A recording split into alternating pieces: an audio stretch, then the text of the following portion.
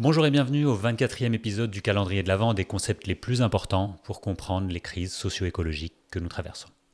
Et aujourd'hui, pour la lettre X, le mot est xénophobie. Je dois avouer que je ne pensais pas choisir ce mot pour ce calendrier de l'Avent quand j'ai commencé le projet, mais je vous invite à regarder le dictionnaire et trouver un meilleur mot en lien avec les crises socio-écologiques en cours. Ce n'est pas un sujet que je maîtrise, ni en théorie, ni en statistique, ni en rien du tout. Par contre, c'est un sujet qui m'inquiète énormément dans le contexte actuel.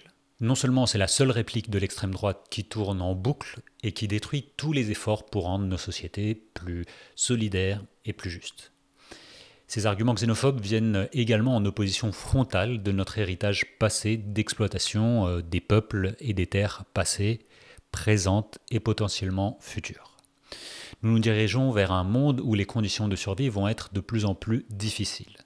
Des parties entières de la planète vont être inhabitables, que ce soit à cause des canicules, des inondations, de la montée des eaux, des incendies, ou parce que les terres et les océans seront vidés de vie et nous ne pourrons plus les cultiver ou se nourrir à partir d'eux. Ces parties de la planète sont habitées par les populations les plus pauvres, les plus vulnérables et celles qui ont le moins contribué à la destruction de l'habitabilité de la planète. Ces personnes seront obligées de se séparer de leur maison, de leur culture, de leurs héritages pour trouver, elles espèrent, un lieu plus sûr pour survivre. Mais à quel accueil vont-elles faire face ? Que vont faire les dirigeants politiques du Nord global ? Qu'allons-nous faire en tant que société, en tant que citoyens et citoyennes ? Allons-nous être solidaires et justes, par exemple en réduisant nos consommations excessives pour les redistribuer plus justement tout en les accueillant ? Allons-nous, au contraire, fermer les yeux, nous barricader chez nous et continuer à consommer comme avant ? Cette réflexion peut se faire au niveau international, mais aussi à l'intérieur même des pays. Il suffit de lire certains commentaires des épisodes du podcast où l'on parle de réduire la taille des villes pour augmenter l'autosuffisance et la sobriété des territoires. Et donc si on réduit la taille des villes, il faut d'un autre côté occuper plus densément une autre partie du territoire. Nous pouvons voir dans ces commentaires, et croyez-moi, il y en a vraiment des dizaines en plus, des messages qui ressortent souvent. Premièrement, il y a un ressentiment, que ce soit des urbains, des modes de vie urbains ou des dirigeants qui habitent dans des centres urbains. Il y a une envie de préserver l'idéal de ce qu'est une campagne et une impossibilité de réconcilier ce qu'est la ville avec ce qu'est la campagne. Bon, une fois qu'on a lu ces commentaires, on fait quoi maintenant ?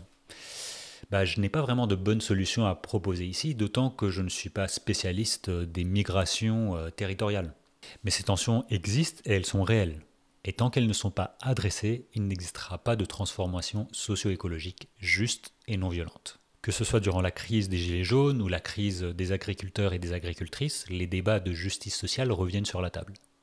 On ne peut pas demander à une partie de la population de faire des efforts, passés, mais aussi présents, lorsque le haut de la pyramide ne fait pas son travail. Au plus nous tardons d'exiger et de mettre en place une justice sociale, au plus nous allons composer avec des tensions et avec moins de ressources.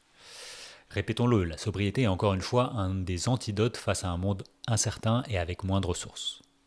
Bon, je peux enfin arrêter avec le mot X et je vous dis à demain pour la lettre Y.